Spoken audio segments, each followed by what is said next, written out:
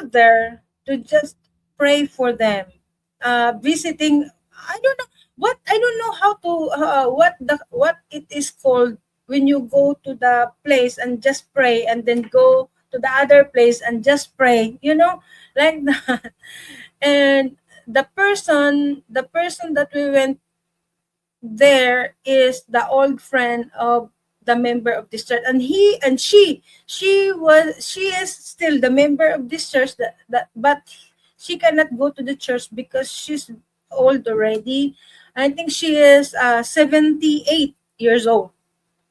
So she have difficulties to walk because of her knee, but the way she talk, it seems like teenager. She's like a young, and then she really wanted to go to, she's telling me that there is still many people that need to hear God's word, need to hear the gospel.